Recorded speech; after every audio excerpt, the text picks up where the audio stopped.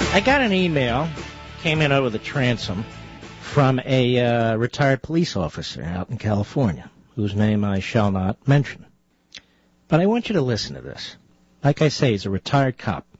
He said, Governor Walker in Wisconsin wants to decrease the power of the public sector unions and has said as much. In fact, he campaigned and was elected on the basis of this issue, among others. While it's hard to find good information, I believe the following to be true. Number one, the current bill, which, by the way, passed the Assembly in Wisconsin today, so on to the Senate it goes. The current bill would still allow public employees to belong to a union and collectively bargain for wages but not benefits. Presumably they could bargain for non-monetary working conditions, but I could find nothing on this issue. Number two, he writes, the unions did agree to wage and benefit concessions. Number three, nothing in the bill would affect private sector unions. So this retired officer says, let me shed some light on the issue of public employee unions from the perspective of a person, me, who was a public employee for 30-plus years and who has benefited greatly from the cozy relationship between public employee unions and Democrats. He says, when I became a cop in 1973, I joined the union. A small portion of my dues went to a state union. During my 30-plus years, he's in California, Democrats control both houses of the California legislature and always a majority of the local city council. The public employee unions had done a very good job of keeping Democrats in power. He says, in 1973, I paid almost 10% of my salary towards my pension. My pension back then was to be equivalent to 75% of an average of my last 3 years' salary. I also contributed to my health care, medical and dental benefits, but I don't remember the amount. Over the years, my local union worked hard to get sympathetic candidates elected to the local city council as well as the state legislature. The same was true of the so-called state union. The union even raised our dues in order to have more money to spend on elections.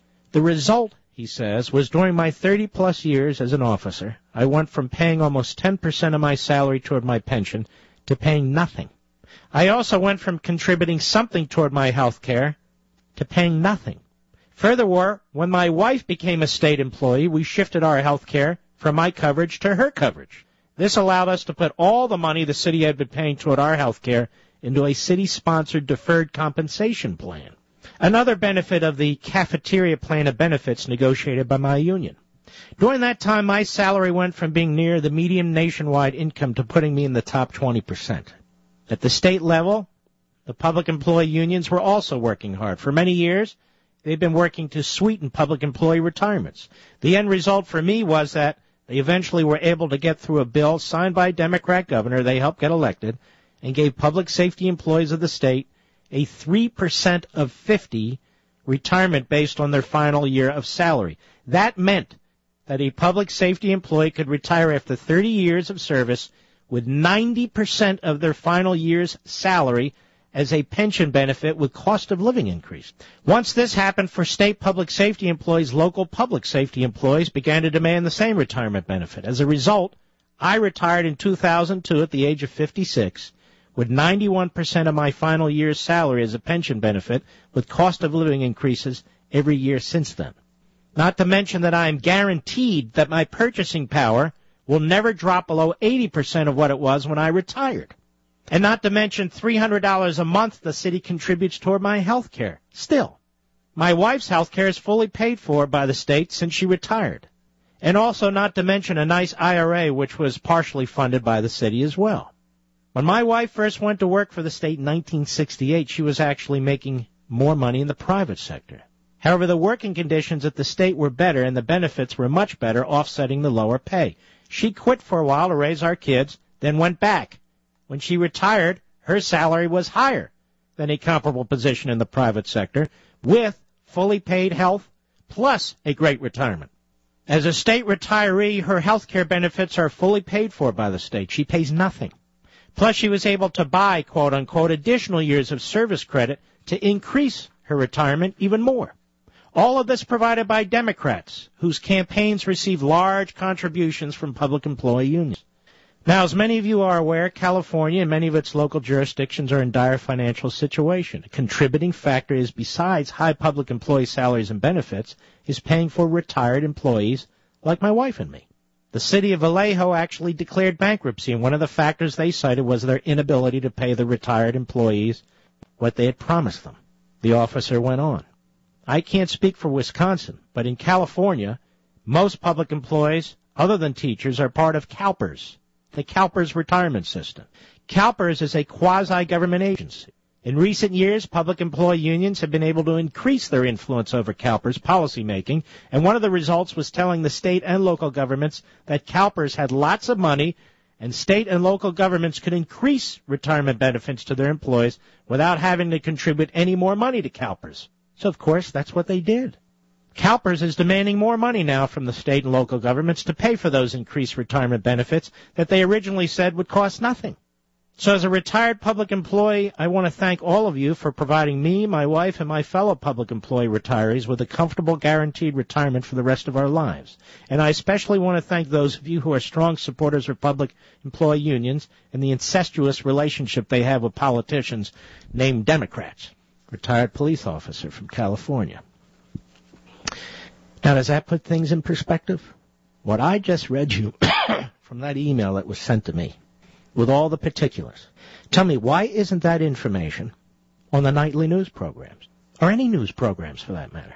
Why isn't it on any of the radio network news programs? Instead, all we get are these little ticker tapes across the bottom of cable TV and these little statements from reporters saying, in Wisconsin, they're voting to deny union members their rights, or to take collective bargaining away, or the this or the... Look what I just read to you. Who the hell gets 91% of their last 3 years' income with a cost of living increase for the rest of their life, and at no time does it go below 80% of the cost of living in a particular year? Pays nothing for health care, or next to nothing. You're paying for that. So that's why the people are rising up. The left wants you to believe that this is a public sector union movement or even a union member that's spreading across the net. That's not what it is.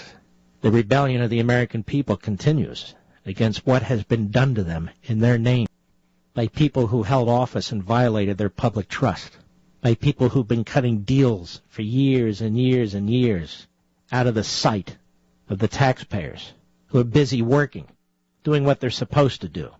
As I've said 1 billion times, our government is supposed to be innocuous. It's supposed to be in the background. And yet there are people who've used the levers of government to steal from us, to empower themselves. That's what this is about. So when Jesse Jackson makes a mockery of Martin Luther King, when these union bosses in Madison make a mockery of what's going on in Egypt, it's a disgrace. It's disgusting. Of course this cabal has to be broken up if we intend to survive as a nation. Nobody gets paid like this. No company could survive. No business could survive doing this sort of thing. It's just not possible. When I hear that idiot governor of Maryland talking about how we have to work with these folks, when I hear the idiot governor of Montana saying the same things while we negotiated for 2 years, it's not a matter of negotiating for 2 years, boys. You didn't take care of your unfunded liabilities. You're leaving it to somebody else. So if Wisconsin is anything close to what they have in California, of course the governor's saying, what's to negotiate? I've got to change this system. I've got to chisel away at it. I can't. It's not a question of 5% or 12% anymore. I've got to address this, the problem. Because if he can't, the system will collapse. And all those pensions and health care plans that have been promised to public employees will go away anyway. I'm no Andrew Cuomo guy, but compare him to the leftist governor of Maryland. Much more responsible. It's just something that's going to have to be done, and it will be done. And if we don't do it, the laws of economics will do it. It'll collapse the whole damn enterprise.